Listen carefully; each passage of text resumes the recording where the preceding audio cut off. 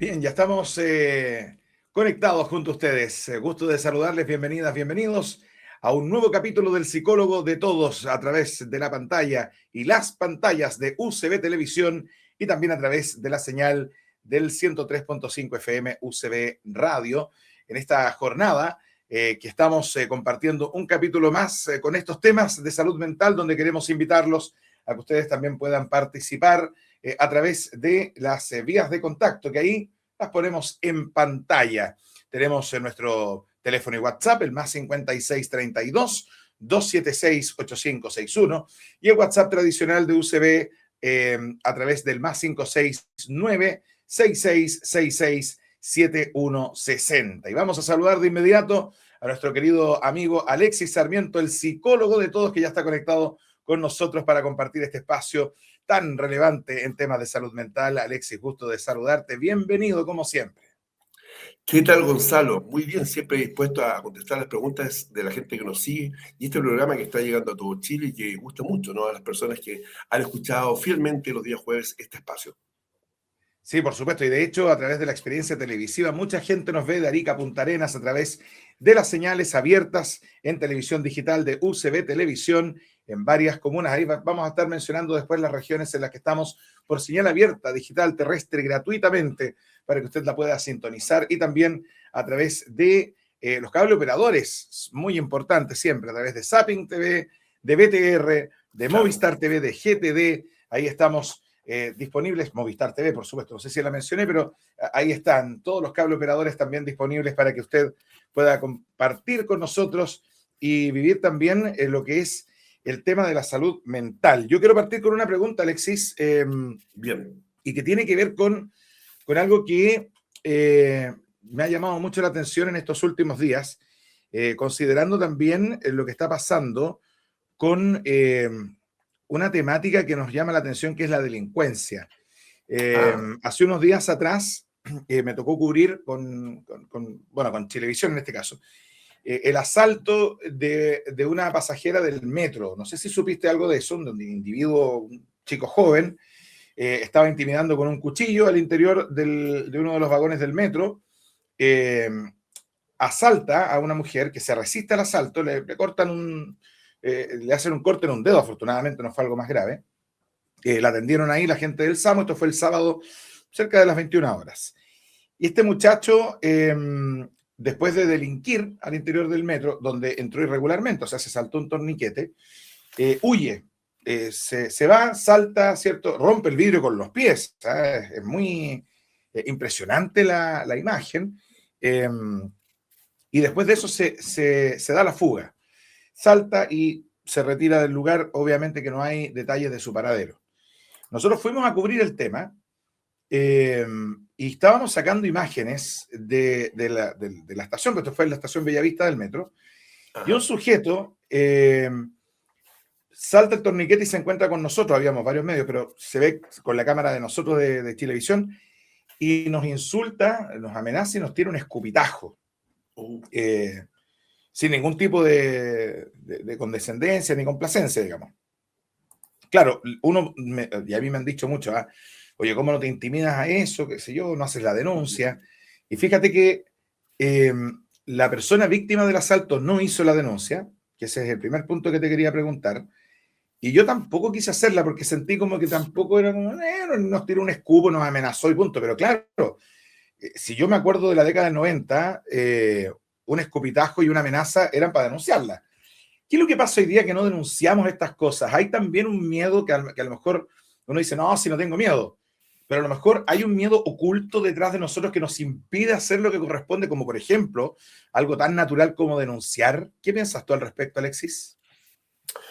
Mira, yo pienso que el tema de la delincuencia lamentablemente ha proliferado de tal modo que nos hemos ido como acostumbrando a todo lo que dan las noticias por los últimos años, una delincuencia desbordada, lamentablemente.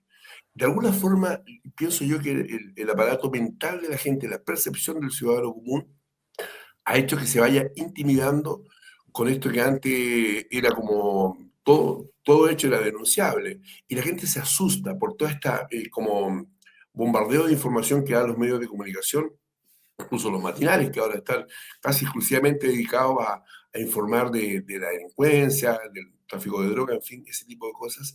Entonces, me da la impresión de que la gente se ha acrecentado una especie de miedo subconsciente, entonces no hace el proceso de informar o denunciar lo que la delincuencia está haciendo contra ellos mismos, que sería el proceso judicial, porque da flojera, porque no voy a sacar nada, y principalmente por temor. Entonces me parece que se ha ido instalando una especie de temor colectivo en relación a estos sujetos que participan de esta forma, porque lo que tú cuentas es una cosa insólita en nuestro país y en nuestra región, que te ataquen dentro del metro, donde supone que hay guardias, donde va la gente, qué sé yo, de vuelta a sus casas en forma tranquila y pasiva.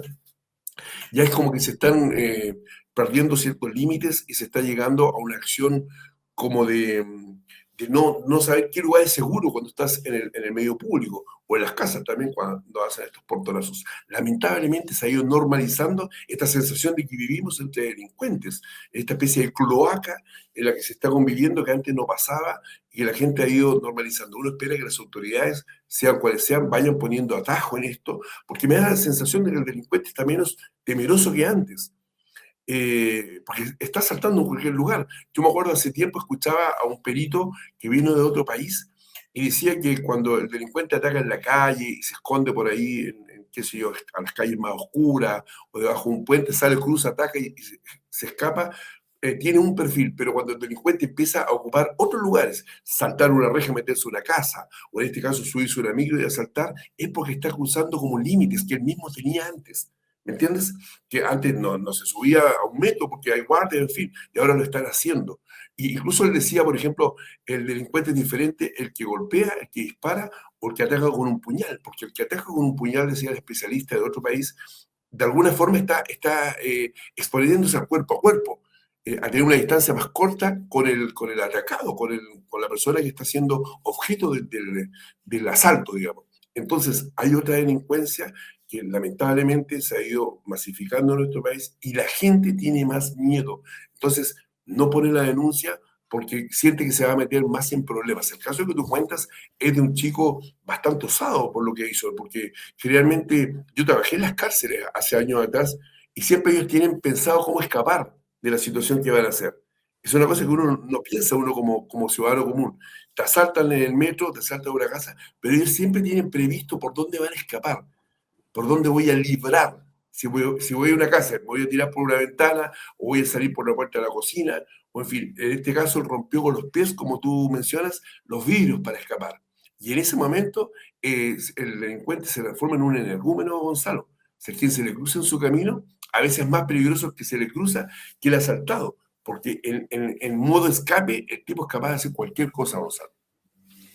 Y eso es lo preocupante, porque también nos hace que nosotros a lo mejor dejemos de denunciar porque pensamos que a lo mejor él nos va a estar incansablemente buscando para vengarse. Entonces, que probablemente, creo yo, hay mucha gente que dice, no, ¿para qué voy a denunciar? Mejor que pase, ya pasó, si no me pasó nada. Pero se normaliza una situación donde la delincuencia también queda impune. Entonces, es como que empezamos con un círculo vicioso donde por miedo quizá no denunciamos, pero claramente Claro. estamos generando más problema que solución, ¿no? Es lamentable lo que se ha llegado. Cuando le pasa a uno, claro, hay que ver cómo reacciona uno si vamos a denunciar o no. Antiguamente uno hacía la denuncia o la constancia. Ahora, por otro lado, uno escucha a las policías que también están saturados de denuncias. Y si tú piensas décadas atrás, la gente le tenía mucho respeto a lo que era carabinero, no se desafiaba a carabinero. Ahora hay gente que sí los desafía, especialmente los extranjeros, y también se ha cruzado un límite con eso, porque ellos hacen un servicio, ¿no?, de mantener el orden público, pero a veces también debe ser muy fuerte para ellos. El nuevo perfil delictivo que está contaminado con la gente que ha llegado de otros lugares, con otro tipo de costumbres, con otro tipo de conducta. Antiguamente, incluso yo leí informes de los años 70, 80, en algunos delincuentes de esa época, había ciertos códigos incluso de nobleza, si tú quieres. Por ejemplo, no asaltar a alguien en el propio barrio donde vive él, ¿no? Le llamaban domésticos. No se roba al vecino. Cuando uno vive ahí, no se roba a la gente del barrio, de la cuadra.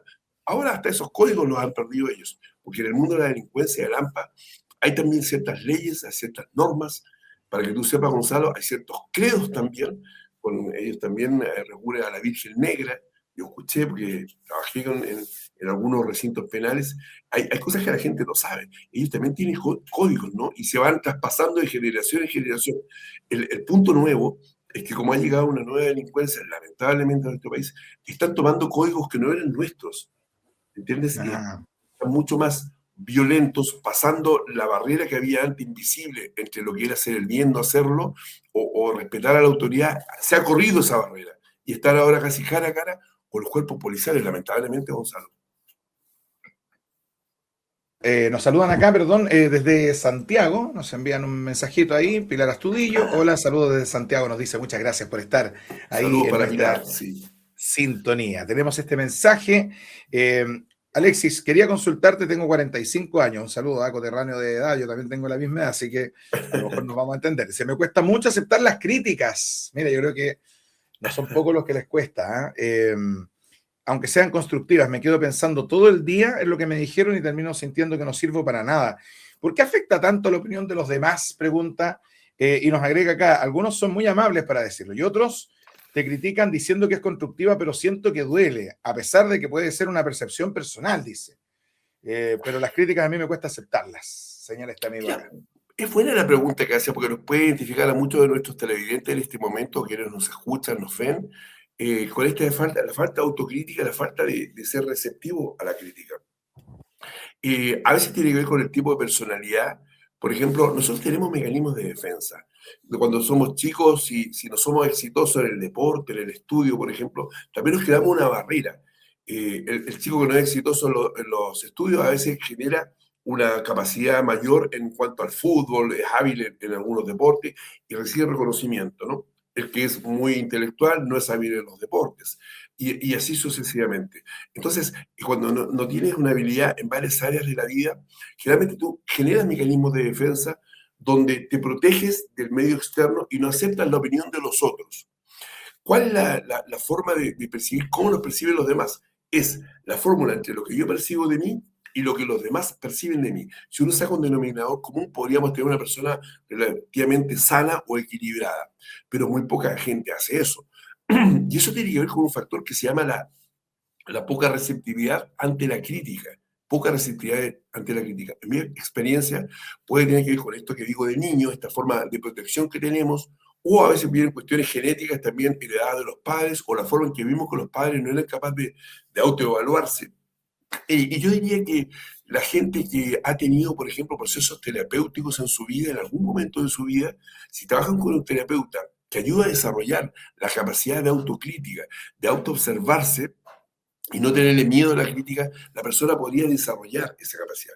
Pero si tiene 45 años y siente que hay una crítica y no puede percibir si hay un lado constructivo de esa crítica, claro, no se produce un proceso de cambio. Entonces la persona se cierra y genera mecanismos de defensa, de autodefensa para no aceptar lo que le están diciendo. Porque puede haber alguien hiriente que te dice, tú eres tal cosa y te insulta, ¿no? O alguien que te dice, bueno, tú podrías hacer mejor el trabajo si fueras más puntual, o si, en fin, dedicaras con mayor ahínco tu dedicación a lo que tú haces. En fin, y eso podría ser constructivo. Entonces, depende también de la crianza que tuvimos y depende también del tipo de crítica que nos están haciendo. Cuando uno tiene una apertura a la crítica, también puede saber o aprender a filtrar. Porque yo puedo tener una receptividad, el equilibrio a la crítica, pero también tengo que poner ciertos filtros, porque me pueden insultar por un comentario o alguien de mala onda me puede tirar una mala frase o una mala idea de mí para dañar al otro. Entonces también podemos filtrar. Pero lo más sano es tener una mente en que podemos aceptar con un filtro adecuado lo que nos están diciendo para ser un mejor ciudadano, para ser un mejor pareja, para ser un mejor trabajador, en fin, para tener un desarrollo y tener la capacidad de mirar ese lado que yo no veo de mí. Hay teorías en psicología que dicen que todos tenemos un punto ciego y no logramos ver el ángulo negativo que otros pueden ver de mí. Yo puedo sentirme que soy un buen terapeuta, otra persona puede decir, no, usted no es un buen terapeuta. Y ese equilibrio te puede dar también un crecimiento. Lo mismo cuando tú puedes ser un buen padre, o una mala madre, o una buena madre. Los filtros ayudan. El tema es cuando uno se cierra y lo que dice el amigo ahí en la pregunta es que en el fondo, en vez de aceptar la crítica, se cierra a ella. Se Y frustra, ¿no? finalmente yo siento que puede que le haga más daño el cerrarse, incluso Gonzalo. Claro, se frustra, y eso es el tema, ¿no? Claro, Frustrarse claro. y sentir que en vez de una crítica es un ataque directo, ¿no? Porque podría pasar que uno lo sienta como un ataque, pero también depende del lenguaje de la contraparte, ¿no? Del lenguaje y del contenido de esa crítica, porque si te vas a decir, tú eres disculpa, un desgraciado, claro, eso generalmente va a ser hiriente para el que sea. Pero si te dice la niña, no sé, tú podrías ser un mejor padre si fueses así o asá, o escuchar más a tus hijos, eso puede ser una crítica constructiva. El punto es cuando la gente se cierra, perdón, a cualquier tipo de crítica que venga del mundo externo. Pero eso se trabaja en regresión. Es interesante cuando yo he hecho procesos de terapia con algunas personas que han llevado años, y después vienen a verte de nuevo y tú te das cuenta que la capacidad de observarse, después 2 o 3 años después les repercutió positivamente. ¿Me entiendes? Mire, ahora yo ya no soy un tipo que llego atrasado al trabajo, siempre le echaba la culpa a la micro, que no había locomoción, el taco, y resulta que el problema era yo. ¿Qué hice? Me empecé a levantar más temprano y empecé a cumplir, y entonces ya no recibí una mala reacción de mis compañeros o de mi jefatura. ¿Me entiendes? Ahí la persona como que deconstruyó esta idea de culpar siempre a lo externo y hizo una regulación con sí mismo. Me levanté más temprano y dejé de llegar tarde. Por ejemplo, en un ejemplo simple, pero que hay una psiquiatra con la que yo trabajé hace tiempo, me decía que la persona que no tiene autocrítica se estanca y no crece, porque se estaciona en una situación personal que le acomoda, en un modo, digamos, de ser que le acomoda, y cuando viene la crítica se cierra o escucha música o sale a caminar, o como cuando a los niños le están retando y el niño hace así, yo no escucho, no escucho. Toman esa posición como infantil, de no ser receptivo a lo que le están diciendo. Es un tema interesante, sin duda, ¿eh? Y da para largo, porque todos tenemos percepciones Claro, distintas de lo que nos dicen, así que va de la mano claro por que eso. sí. Oye, tenemos esta pregunta de audio para ti, Alexis. Don Gonzalo, don Alexis, qué bueno poder estar en contacto y participar de este espacio con una pregunta que tiene que ver con lo que está pasando con la lluvia. Mi prima tuvo un problema con su casa, cayó un barrial del muro que da al cerro dentro de su casa, le rompió un muro y bueno, ella se encontró después de que estaba durmiendo con esa sorpresita. La despertó en la noche entre la lluvia y el ruido del derrumbe de la casa, que quedó con un muro menos y con el techo ahí derrumbado. Bueno, la cosa es que como tenemos buena situación económica en mi familia, pudimos solucionar el tema luego. Ya el muro está repuesto, todavía no está pintado, pero ya está por lo menos el cimiento bueno. Pero ahora ella podría volver a su casa y no quiere volver. Está en la casa ahí de su mamá, y, y nos cuesta como pensar que a lo mejor ella está con miedo por lo que le pasó y que no quiere volver más a la casa, pues. Entonces ahí hay ya debate familiar de, oye, ¿qué se hace con la casa de repente? Si la quiere vender, o si igual, cómo hablarlo con ella para saber qué es lo que quiere, pues. Si quiere volver o quiere irse a vivir a otra parte, porque ella como que no dice nada, no quiere, y cuando le tratamos de tocar el tema como que cambia la conversación y como que lo evade. Entonces, ¿qué hacer ahí? Porque igual tampoco la idea es presionarla, po. Y yo creo que ahí, si uno no tiene el toque psicológico, como que no sabe muy bien cómo hacerla. Esa es mi pregunta, gracias. Mira qué interesante tema. ¿Cómo se podría llamar esto? Trauma post situación compleja. No sé Claro, cómo abordarlo, pero un estrés postraumático, algo así. estrés postraumático. Seguramente la persona vivió una experiencia fuerte. Las experiencias que nos marcan a veces por su intensidad más que por la experiencia misma.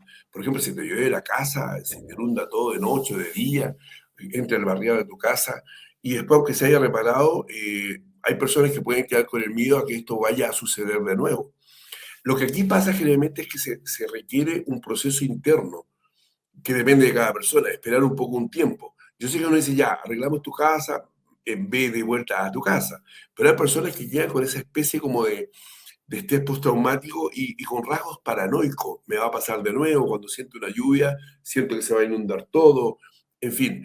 Yo lo que recomiendo es que la persona se le dé un tiempo y que de a poco sí asista a su casa. Lo que hemos dicho otras veces, Gonzalo, todas estas situaciones que nos generan como cierta sensación de angustia o estados como de no sentirnos cómodos, pueden hacerlo de forma progresiva, como cuando uno tuvo un accidente automovilístico y después siente que nunca más en la vida va a conducir un automóvil, o porque vio un accidente. Después te puedes acompañar por un adulto responsable o una persona de confianza que conduzca contigo o que te acompañe, o en este caso que acompañe a la casa, que pasen una mañana en la casa, que pasen una tarde, que puedan, qué sé yo, cenar juntos, algo hacer en la casa, o la primera noche que se quede alguien acompañando a la persona. Es decir, que en forma gradual vaya generándose un proceso de seguridad frente a lo que era su hogar. Porque es natural que algunas personas tengan miedo a que no les vaya a pasar de nuevo. Y eso depende de cada persona. Hay personas que al día siguiente salen a conducir después de haber visto un accidente o después de haber habido un temblor, por ejemplo, estar solo y no querer ir al lugar donde estaban cuando surgió el sismo. Pero depende de cada persona. Y lo que yo siempre digo, que la gente no se compare. Hay muchas personas que dicen, ¿y cómo yo no tuve ningún problema por volver a manejar después del accidente? ¿Y cómo yo? Bueno, pero yo no eres tú, yo no soy el otro que tiene el problema. Cada psiquismo es diferente. Tiene que ver con la historia, con la genética que traemos, con las experiencias que nos han marcado, con las resistencias también que tenemos, en fin, con mecanismos de defensa. Son muchas variables y microvariables. Entonces, en el caso de ella, yo recomiendo que la acompañe un familiar serio y responsable a pasar un rato en esa casa que repararon, a tomar once en esa casa que repararon, más adelante a lo mejor pasar una tarde, después pasar una noche, para que gradualmente ella vaya agarrando la seguridad que tenía antes, porque el volver a tener una estabilidad mental frente a una situación que no controlamos, que tiene que ver con el medio ambiente, requiere un proceso, y eso depende de cada persona, es diferente en cada persona. Ya, pero independiente de que dependa de cada persona, también viene la afectación para el entorno, ¿no? Cómo abordarlo. Entonces, y hay mucha gente que sin conocer psicológicamente el tema a lo mejor insiste y eso puede ser molesto, ¿no? Para la persona afectada propiamente tal, ¿no? Claro, por eso el acercamiento es gradual, esa es la recomendación en general, pero puede ser para un accidente automovilístico y la persona no quiere volver a manejar, para vivir un temblor y estar solo en una casa, por ejemplo, o esto, el aluvión y se mojó la casa. Cada persona tiene un proceso interno diferente al otro. Entonces, lo que se recomienda siempre es mucha paciencia, comprensión y acompañar a esa persona como un acercamiento, perdón, progresivo a aquello que fue el factor estresante. En este caso, el barrial, el aluvión que cayó sobre la casa. Una pregunta acá que dice, buenos días, tengo un hijo de 7 años, ¿ya? Que es un tema muy relevante de hablar de la salud infantil también mental. Eh, Dice, desde que nació, su hermanita está mucho más demandante, hace pataletas, quiere que lo atendamos como cuando era bebé. Y hasta ha comenzado a hablar como guagua. ¿Puede ser una forma de pedir atención? ¿Cómo deberíamos reaccionar como padres? Pregunta acá una amiga en sintonía con nosotros. Claro, de 7 años el niño, generalmente algunos niños tienen una forma que tiene como dos vertientes. Esto se llama como la regresión a la infancia, donde el niño vuelve a tener esa postura que tenía el bebé, donde era conciliado, donde era acogido, donde era regaloneado. Y la segunda vertiente es la manipulación a través de eso. Y depende de la situación. Hay niños que de repente quieren salirse con la suya porque no son objeto de la atención cuando han ido creciendo. Es como cuando nace el hermano menor y el más grande, que tiene 5, 6 o 7 años de diferencia, siente que no le ponen atención y empieza a tener conductas de niño el hermano grande, ¿me entiendes? Porque están poniendo atención al bebé que nació. Y eso se llama la regresión a la infancia, que yo lo he visto, ¿sabes cuándo lo escuché eso, Gonzalo? ¿Mm? Cuando las personas siendo adolescentes, mira, lo escuché hace tiempo, y los papás peleaban y escuchaba el adolescente de 13 o 14 años que peleaba y discutía y sentía que no sé, porque se tiraban las cosas. Y él me decía que se ponía a llorar como guagua, como bebé, siendo de 13 o 14 Ah, años. Y empezaba a llorar en la pieza, a llorar, a llorar. Y con el llanto, como grito, los papás venían y le ponían atención a él, lo retaban, lo desafiaban, se molestaban, pero dejaban de discutir. ¿Me entiendes? Mamá, ya, ¿qué estás llorando tú como bebé? Le decía él. Y la mamá, pero hijo, ¿qué le pasó? Mamá? Y entonces él, en una forma que después aprendió, esto lo escuché hace muchos años atrás, una forma estratégica de disolver la discusión de sus padres, ¿me entiendes? El papá se enojaba con él, la mamá lo consolaba, pero era mejor eso a escuchar que los padres se tiraran las cosas en la pieza contigua.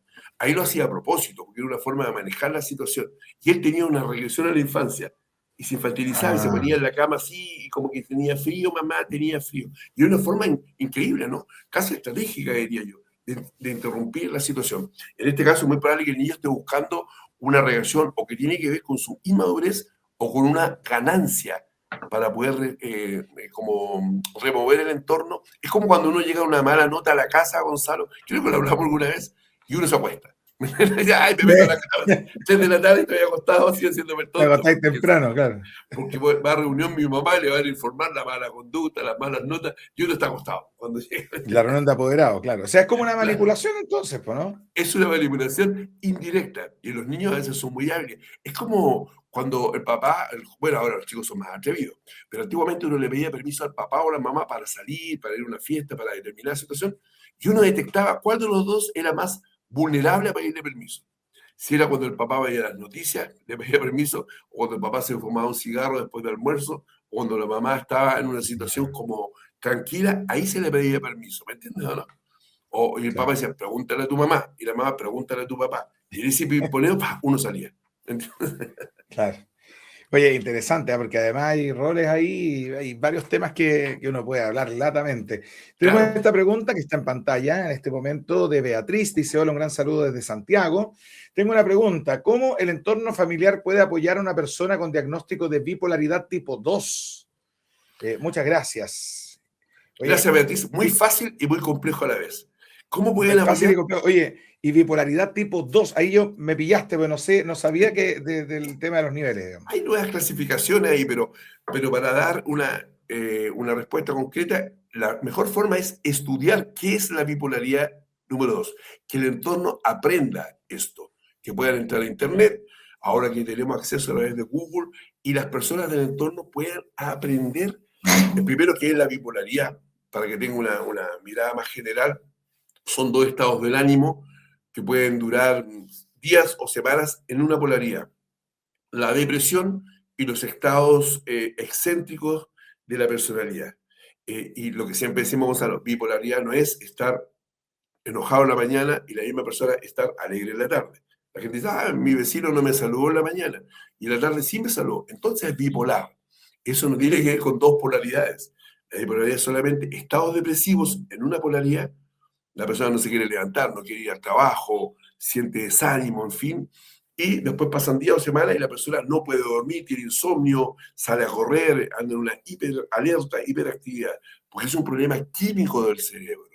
Un problema que no puede manejar porque tiene que ver con los neurotransmisores de la serotonina, de la dopamina. ¿Ok?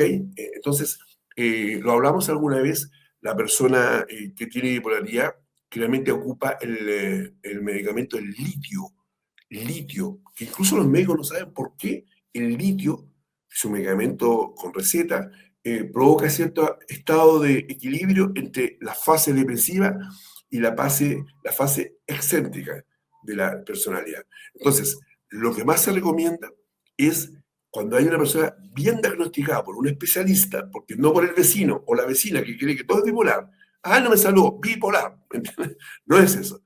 Cuando está bien diagnosticada, educar a la familia. Cuando yo hacía, por ejemplo, me tocó atender gente con esquizofrenia años atrás, ¿qué hacíamos? Vino un chico con esquizofrenia, lo tratábamos con un psiquiatra, invitábamos a la familia, al padre, a la madre, a los hermanos, y le educábamos sobre la esquizofrenia. Mire, hay una serie de síntomas que el chico tiene, ¿me entiendes? Que son esto, pérdida del juicio de realidad, a veces escucha voces en la noche, tiene sensación de que tiene visiones detrás de las paredes, en fin. Entonces, darle una educación, eso se llama la psicoeducación.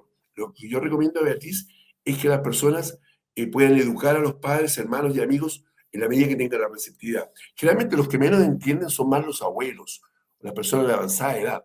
¿Me entiendes? Y esto se puede hacer, Gonzalo, con cualquier persona. Por ejemplo, cuando un familiar de uno tiene Alzheimer, poder educar a la gente. Dice, mira, estos son los síntomas del Alzheimer que tiene nuestra madre, nuestro padre, nuestro abuelo, nuestra abuela. Por favor, no se rían de él cuando los confunde, no se burlen porque no los reconoce, tengan mucha paciencia porque estos son los síntomas. Eso se llama la psicoeducación respecto a cualquier patología, Gonzalo, y fíjate que eso ayuda mucho. Siempre habrá personas que van a resistir, ¿no? Pero cuando uno entiende, no te sientes como tan afectado ni te enrabias tanto, porque de alguna forma hay todo un estudio detrás, ¿no? Médico, psiquiátrico, psicológico, de muchos trastornos de la personalidad, y en la medida que la persona los conozca, uno va a aprender a cómo actuar frente a eso. Así que eso es lo que le recomiendo a Beatriz Gonzalo. Muchas gracias a Beatriz también por su pregunta. Tenemos que hacer una pausa, estamos pasados en la hora.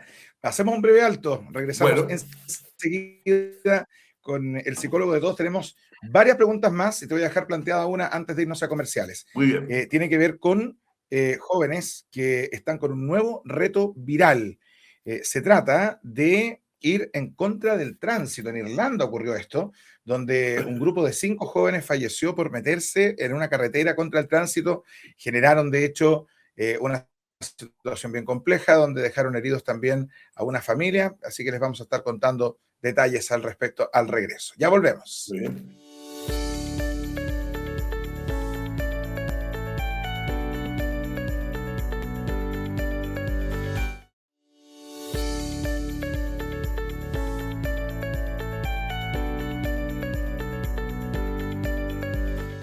Ahora sí, estamos de regreso con más del Psicólogo de Todos a través de UCB Televisión, en nuestras distintas señales de televisión abierta, en el 2.3 en Rancagua, en el 5.3 en Santiago y toda la región metropolitana, en el 6.3 en Temuco, 9.3 La Serena, Coquimbo, que lo han pasado re mal con el tema de la lluvia, así que les mandamos un tremendo saludo también, en el 8.3 en Puerto Montt, también 8.3 en Antofagasta, que han tenido también una situación tan compleja con estas precipitaciones tan inesperadas en su magnitud, ¿no?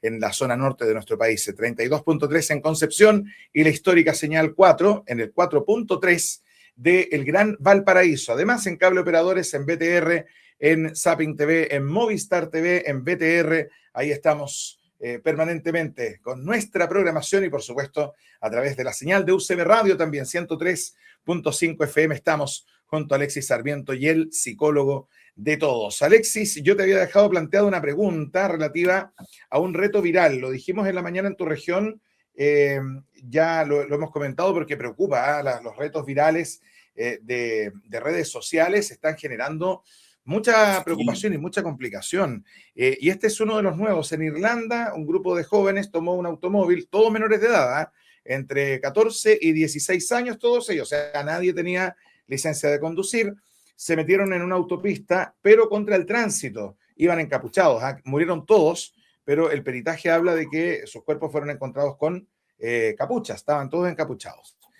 Obviamente que esto generó una situación muy, muy trágica, que además está siendo indagada policialmente, pero se habla de un reto viral que justamente lo que busca es grabarse en este tipo de acciones temerarias, tal como lo hemos visto acá con lo que pasó con Naya Fácil, ¿no?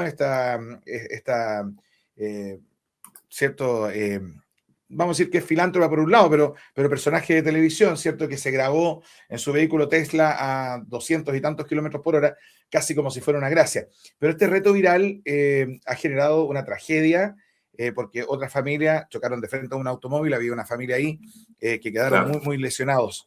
Hemos hablado de los retos virales, los retos de redes sociales, pero ¿qué hace un padre? ¿Qué hacen los papás hoy día para evitar, sin generar rebeldía, de que se metan en eso? Hay varios psicólogos internacionales que dicen que hay que orientarlos desde el punto de vista del algoritmo, o sea, casi como que los papás manejen el algoritmo para que ellos no vean ese tipo de cosas, pero van a acceder igual. Entonces, ahí viene mi pregunta para ti, porque la verdad es que preocupa, ¿eh? Si partimos con la ballena azul, hoy día estamos en este tipo de retos virales. Acá en Chile hemos visto, y con esto te doy el pase, Alexis, chicos en bicicleta que hacen lo mismo, de ir contra el tránsito en su bicicleta y se graban con estas cámaras GoPro que las tienen en el casco. Entonces, llama la atención que no hay medición del riesgo y preocupa la situación también, Alexis. Bueno, es bien compleja la situación porque si tú te fijas, los chicos de Irlanda, tú estás mencionando la edad en que tenían los chicos que murieron, lamentablemente, perecieron en esta acción entre 14 y 16 años. Están de la pubertad a la adolescencia, adolecer.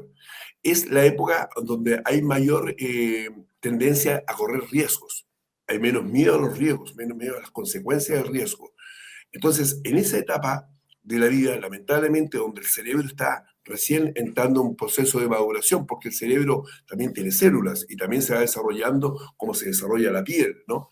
Entonces, como está en esa etapa de inmadurez y en esa situación como de todo riesgo que yo corro, soy un poco, y no me va a pasar nada, inmune a las cosas que voy a hacer. Bueno, pues bien, esto comprueba lo contrario. Los chicos cambiaron esto por su propia vida física, ¿me entienden? Entonces, eso es lo primero, es una etapa donde uno tiene la tendencia de ser temerario, ¿cierto? A arriesgarse a hacer cosas sin mayor riesgo a las consecuencias. Mira lo que pasó. Ellos van contra el tránsito, manejando, encapuchados, en fin, y en el fondo están buscando indirectamente una experiencia extrema que los lleva al límite de lo que es la barrera de la vida y la muerte, ¿no?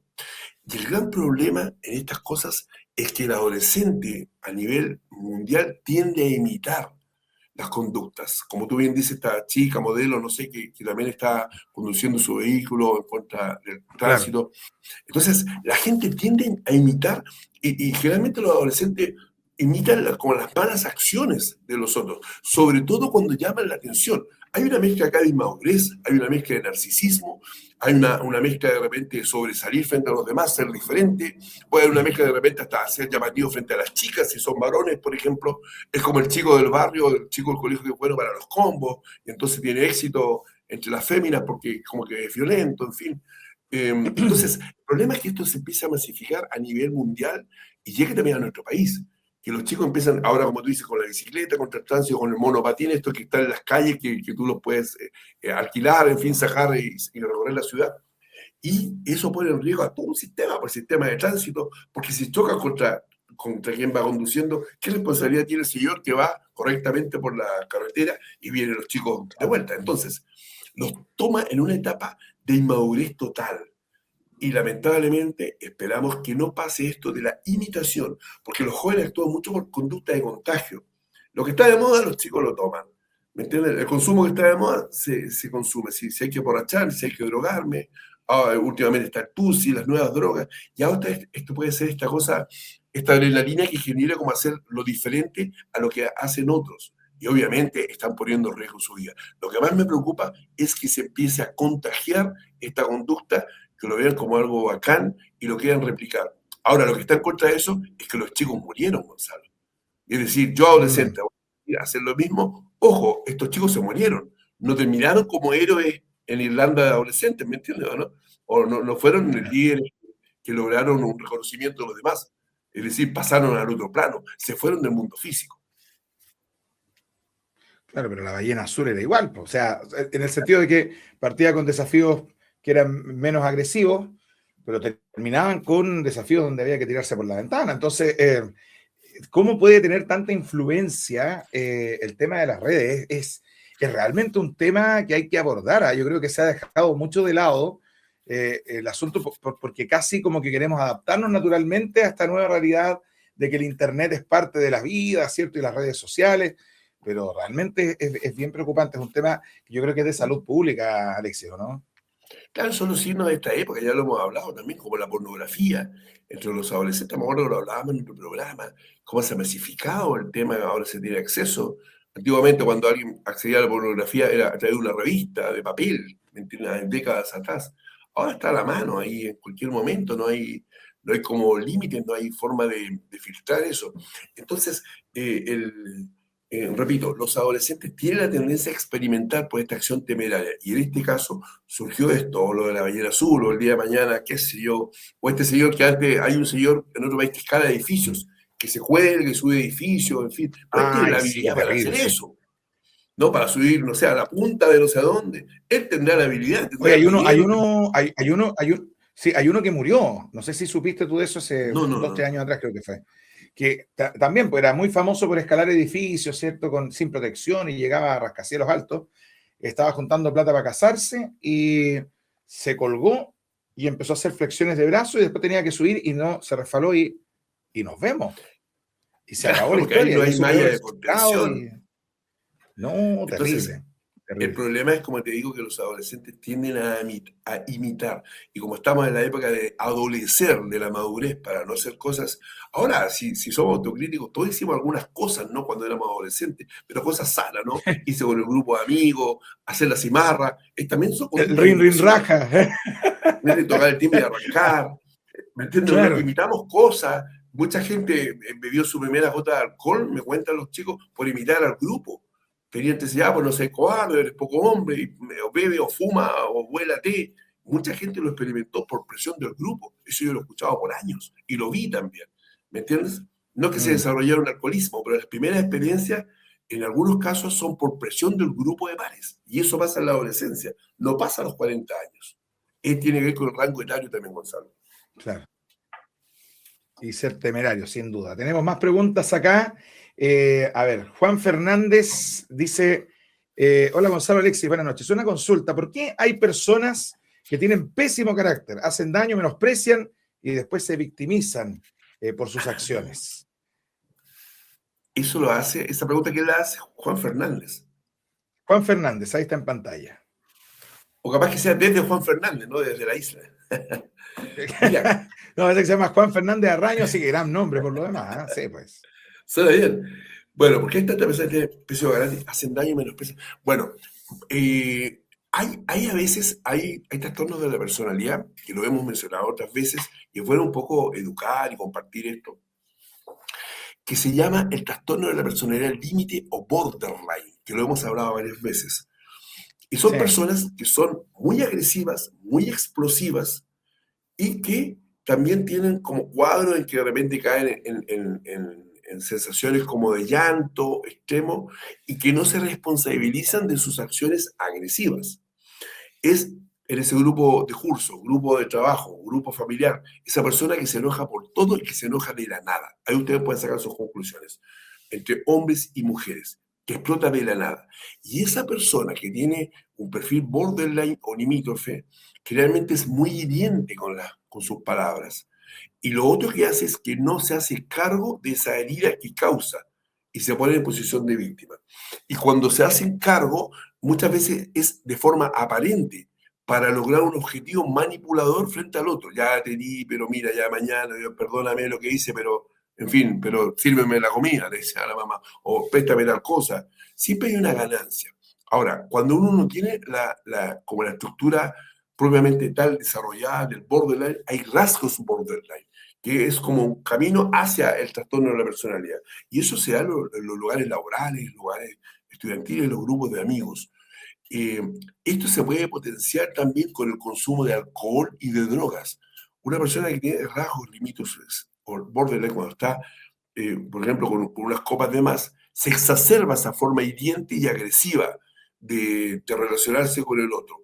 Y después viene la sensación de llanto. Es muy difícil convivir con alguien así. Es muy difícil porque generalmente no tienen proceso de autocrítica.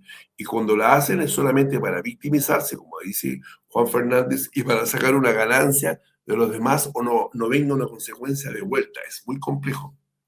Incluso hay muchos colegas que evitan tratar a personas borderline. Yo he sabido colegas que los evitan porque son muy complejos en la atención psicológica. Hace años yo Y todos son conté una distintos, vez, parece, ¿no? son agresivos, son los que pegan portazos, los que golpean la mesa de la secretaria porque no me atienden nunca. Son esas personas así que de la nada, que no se regulan. Yo recuerdo hace tiempo una persona, yo estaba atendiendo en un lugar determinado y escuché que gritaban afuera, gritaban. Y una cosa como desaforada. Entonces abrí la puerta y había un señor que le estaba gritando a la secretaria de ese lugar porque yo me había retrasado en 5 o 6 minutos en su hora de atención. ¿Me entiendes? ¿No? Y le golpeaba a la mesa, yo acá vengo y le espero a esta señora, él me conoce. Y él era borderline, no entendiendo que había otra persona que también le atendía, que llegó un poquito tarde, y que todo el mundo dice, bueno, espera un ratito, todo el mundo se reúne un poco, se siente y espera un rato. Y él era borderline. Y era el único que tenía esas reacciones. Tú te podías atrasar con otra persona, pero las personas no reaccionaban con esa rabia, ¿me entiendes? Y después no era capaz de pedir disculpas. No, pues si usted tenía la hora a las 5 de la tarde y usted siempre me atiende a la... No, no se regulaba, no había forma de entrarle, Gonzalo. ¿Entiendes? Entonces hay colegas que O no sea, los atienden. oye, o sea, habría reaccionado muy mal con lo poco puntuales que somos en Chile para empezar los espectáculos, por ejemplo, porque un concierto en Chile comienza, te citan a las 9 y no parte a las 9, o parte 9:30, 20 para las 10. Entonces, me imagino que debe ser bien complejo para ese personaje, algo así, ¿no? Claro, yo un tiempo viví cuando era chico en Europa y allá todo era puntual. Tú llegabas 5 minutos Todo tarde a clase puntual. y te caías afuera. Y llegaba a dar gusto. Y cuando volví a Chile, todo era atrasado, todos llegaban atrasados. Y no entendía por qué los sudamericanos éramos tan como tendientes a atrasarnos y que no nos importara. Les enrabiaba, como Claro. no entendía por qué éramos así. Yo tuve que adaptarme a la cultura porque yo venía de esta cultura. ¿Entiendes? Y después me puse a llegar atrasado también en algunas clases. Me chilenicé, Empezamos a fíjate. contagiarnos. Claro, vino el Empezamos a contagio de contagiar. acá. Era como, y siempre la excusa, no, es que la micro, no, es que el tráfico, siempre la excusa. Sí, pues, ahí está la excusa. A ver, tenemos esta otra pregunta de audio también para ti, Alexis.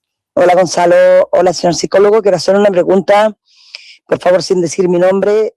Tengo una amiga, mi mejor amiga, nos criamos juntas nosotras, y su hijo murió en un accidente la semana antepasada. Yo no sé como amiga cómo apoyarla, le pregunto todos los días cómo está y ella está en una situación así como de decir que está súper bien, casi como que no hubiera pasado nada. Y me preocupa su salud mental porque yo siento que ella como que no sé si no asimila que murió el hijo, pero yo le pregunto cómo está y cómo te has sentido, y ella me dice, bien, aquí estoy preparándome para fiestas patrias, que vamos a pasarlo súper bien. Y el hijo murió hace 3 semanas, yo vi cómo lloró ese día en el funeral. Entonces, yo no sé si está evadiendo o a lo mejor está reaccionando de una forma que a lo mejor significa algo que pueda estarle afectando más. No quiero que ver a mi amiga trastornada después y estoy muy preocupada porque tampoco me atrevo a abordar mucho el tema. No sé muy bien qué hacer, entonces por eso era mi pregunta y el consejo que quiero pedirle al señor psicólogo. Muchas gracias. Uy, uy, uy. Oye, es una pregunta. Le agradecemos la confianza. Obviamente vamos a mantener en resguardo Claro, su nombre. Pero se entiende que ella la preocupación que tiene es. No sé si estoy bien en la parte psicológica en eso, pero en el término, pero como la autonegación puede ser como por un dolor muy fuerte, pero que puede tener mucha consecuencia. A mí me tocó ver un familiar que se autonegó a una tragedia que tuvo y terminó trastornándose, estuvo muy, muy mal y falleció posteriormente con una suerte de desconocimiento de la realidad de su entorno. Entonces, hay situaciones ahí que yo entiendo la preocupación de ella, me llama mucho la atención porque me hizo recordar aquello. Se da más de lo que uno piensa a lo mejor, ¿no?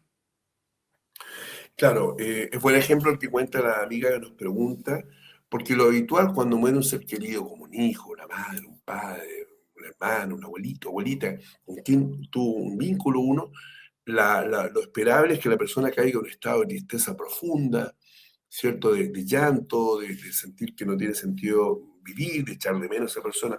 Eso es lo esperable. Ahora, como nos cuenta la amiga, como nos cuenta el caso de su amiga, de este hijo que murió hace 3 semanas y que la vio llorar, es muy probable que estén operando mecanismos de defensa en este caso. Los mecanismos de defensa explicaba Sigmund Freud hace 80 años, 100 años atrás, son inconscientes y son automáticos. No es que uno los ponga y diga, esto es un mecanismo de defensa y lo voy a poner como quien pone una placa dentro de mí para operar y funcionar frente al entorno de esa forma. Y aparecen de acuerdo a las circunstancias en que yo estoy viviendo. En este caso, el mecanismo que tú mencionas, Gonzalo, es el mecanismo de la anulación. La anulación mezclado con la negación. La anulación es cuando yo anulo algo que es obvio para todo el mundo. ¿Me entiendes? Murió un ser querido, todo el mundo llora. No, yo mañana me preparo para las fiestas patrias, como decía la señora. Estoy preparándome ya O las sea, cosas anulación preparadas. del dolor, en este caso, Claro, ¿no? es una forma que tiene el aparato psíquico que Freud lo explicó hace 100 años. Por eso Freud fue un grande. Cuando no había internet, el profesor Freud de Austria, con los pocos medios que tenía, pudo elaborar una serie de mecanismos del aparato psíquico del ser humano. Hasta el día de hoy tienen validez. Y él mencionaba que frente a una situación como de alto estrés, hay algunos mecanismos que son mecanismos inmaduros, llamaba él, y uno de ellos es la anulación. Yo anulo, es como que te tapo a ti, no te veo, aquel hecho que a todo el mundo le significaría un llanto total. Es una forma que tiene el aparato psíquico de generar, de amortiguar la experiencia, de generar menos impacto emocional. Porque, Gonzalo, nosotros no sabemos lo que dice la amiga, muy buena amiga, lo que ella está compartiendo se agradece. Eso es lo que ve la amiga, pero no sabemos lo que vive en el proceso interno cuando está sola la mamá. No sabemos cómo lo pasa cuando está acostada en la noche. Si llora, si tiene insomnio, que le pregunta a Dios por qué falleció el hijo. ¿Me entiendes? No sabemos cuál es el proceso interno que está viviendo la persona. Porque la anulación te puede poner una barrera para no como asimilar o no aceptar la pérdida de un ser querido propiamente tal. Es una forma de poner un filtro a la situación porque me sobrepasa. Entonces me muestro muy hacia afuera, muy feliz con lo que vienen las fiestas, en fin, y parece que no ha pasado nada. Pero a lo mejor en la interna está llorando profunda y profusamente la persona. ¿Me entiendes? Ahora, ¿qué se le recomienda a la amiga? El acompañamiento. Y a veces una forma de acompañar a Gonzalo no es solamente decirle, ¿por qué no lloras? Murió tu hija, sino que también una forma de acompañar es el silencio con una persona que perdió a alguien. Porque ahí tienen que haber opciones como el respeto. Yo puedo estar toda una tarde Oye, con un amigo que perdió a alguien que me quiere hablar mm, de fútbol, de deporte, y murió su hijo, su hermano, su padre, y lo escucho. Porque sé en el fondo, si tengo la sensibilidad de que está sufriendo, y cuando me habla de otro tema que no es la muerte del ser querido, está escapando estratégicamente algo que lo puede estar apabullando completamente en lo emocional, Gonzalo. claro, y de hecho a veces te dicen, si quieres llorar, llora. Quieres llorar, llora. Y a veces esa presión tampoco es buena, ¿eh? Me ha tocado Claro, vivirlo a mí como persona que resisto de repente el llorar. Yo soy muy emocionable, sí. Pues. Entonces cuando me dicen, si quieres llorar, llora, yo lloro. Pero no toda la gente reacciona, digamos, claro. igual. Es lo que Pero, es.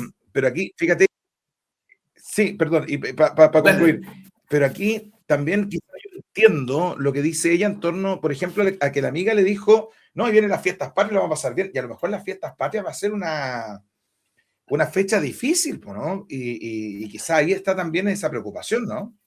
Son muchas cosas. A lo mejor la persona va a explotar en 3 meses más en las fiestas patrias. ¿Me entiendes? Hay que dejarla nomás. Y aquí no hay una cosa estándar. Lo normal es que uno llore mucho al ser querido los primeros días, porque es un proceso, ¿no? De duelo. Pero hay personas que tienen mecanismos de defensa. En el fondo es como poner, como decía, un amortiguador, una especie de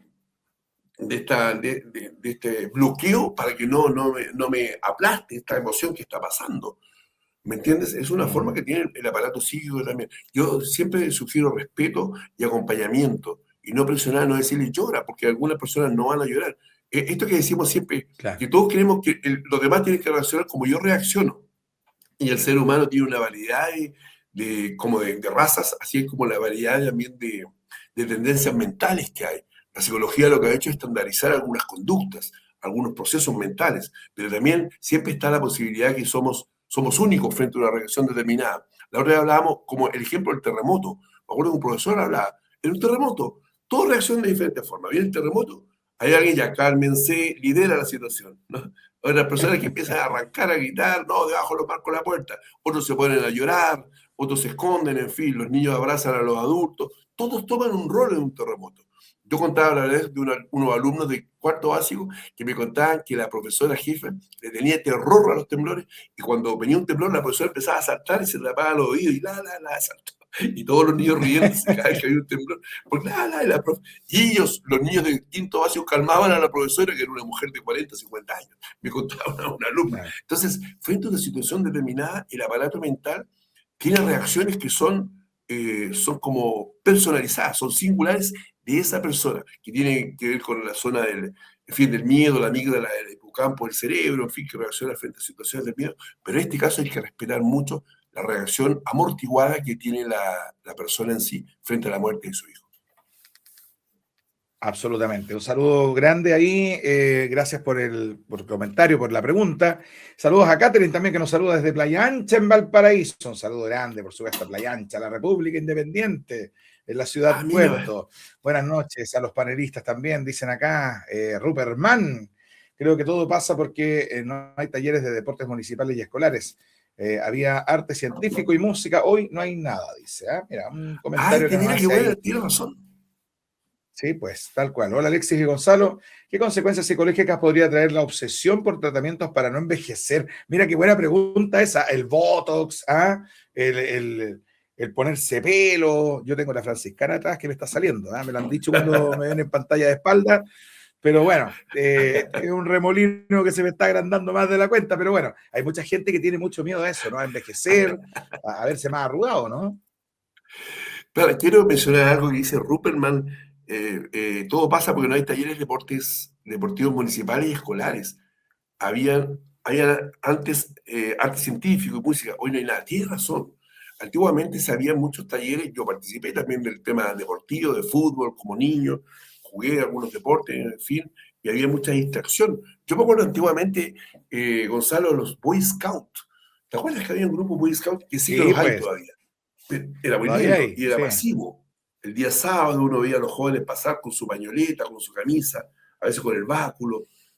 El año pasado vi un grupo de jóvenes pasar caminando, cantando como 15 jóvenes, y como que me conmovió ver eso, siempre listo los Boy Scouts. Era común que había ese tipo de grupos que se conectaban con la naturaleza, en fin. Yo no sé si los Scouts ahora están pegados al celular cuando están acampando por ahí, pero eran formas también que los grupos juveniles tuvieran momentos de recreación que no fueran del colegio ni la casa, que fueran sanos. El deporte, los Boy Scouts, en fin, pertenecer a un grupo juvenil de una iglesia, eso se ha perdido, lamentablemente, y faltan, claro, como dice Ruperman, más talleres y deportes municipales, como que todo eso se lo llevó el internet, la modernidad, las drogas también en la gente joven, y se perdió esa cosa como el interactuar. Una vez una persona me decía, ¿por qué tanto le gusta a los hombres jugar al fútbol? Me preguntaba una psiquiatra, y yo decía, bueno, porque es un juego colectivo, no es solamente por la diversión, porque cuando tú vas jugando con un balón, como en el básquetbol, el handball, el voleibol, estás creando también, y vas creando en forma colectiva, y después te tienes que defender porque viene creando el otro equipo, y eso es muy divertido también para el ser humano, sea para hombres o para mujeres. Bueno, eso, creo que faltan talleres. Y de acuerdo a la pregunta que hacían, ¿qué consecuencias psicológicas podría traer la obsesión por tratamientos para no envejecer? Es complejo, porque hay todo un mercado de no envejecer. Me parece que afecta mucho al género femenino, en algunos casos a hombres, y también a la gente que tiene tendencias sexuales diferentes, el no envejecer, el aparecer completamente joven. Tú ves en televisión personas que han pasado los años y ya están como operadas en los labios, la nariz, esa cosa de verse eternamente joven.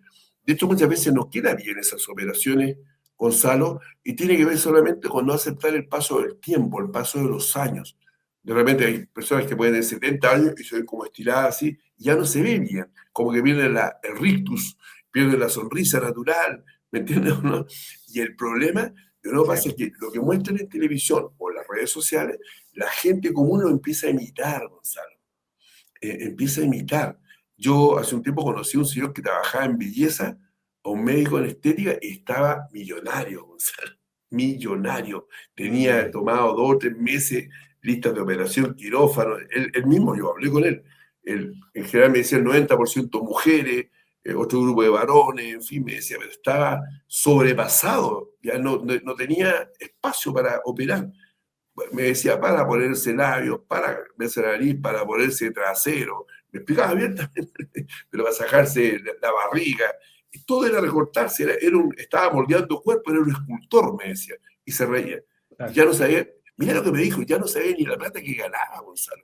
Había perdido la cuenta porque ya la secretaria lo tenía. Estaba Abate que hacía las pelucas. Me acuerdo que Abate hacía las pelucas en Viña y fue muy famoso por eso, de hecho, ¿ah? Sí, Sí, pues. que hacía ¿Verdad? Sí, yo conocía a Bate. creo que fue el niña. primero que hizo los injertos de pelo y las pelucas personalizadas, que quedaban muy naturales, ¿cierto? Y fue muy, muy Yo artístico. recuerdo Alexis, a nos Bate, pilla el sí. tiempo, tenemos que. Sí, pues, Bueno, abate, tú lo recuerdas. Oye, pero sigamos el vuelito. Vamos a cerrar este bloque del psicólogo de todos, pero tenemos un programa más la próxima semana. Y sí. bueno, ponte tú, si nos quedamos acá conectados con tanta pregunta que tenemos en este momento, así que cerremos acá. No sé si quieres hacer algún anuncio. Sí, bueno, brevemente que yo conocía a Bate y él lucía su peluca muy bien, él sabía un hombre de edad, pero Sí, una pues, peluca juvenil. Él mismo usaba sus famoso. productos, era muy gracioso, era muy simpático él, ¿no? Bueno, sí, un breve anuncio para los amigos, vamos a hacer el seminario de Vidas Pasadas en Viña del Mar el sábado 5 de septiembre. Me avisaron ayer que estaban casi todos los cupos listos, si a alguien le interesa, probable que más adelante estemos en otros lugares, pero el sábado 5 de septiembre en Viña del Mar presencial, los que quieran inscribirse por Instagram, regresioneschile.sarmiento, regresioneschile.sarmiento en Instagram me pueden buscar. Para que participen de esto, una jornada que va a ser todo el día muy potente, muy interesante, así que todo el mundo invitado para el sábado 5 de septiembre, seminario en Viña del Mar sobre la terapia de vidas pasadas. Abrazo, Alexis, muchas gracias. Y quédese con nosotros también ustedes ahí en pantalla, porque volvemos siempre con más del psicólogo de todos. Abrazo, Alexis. Chao, chao.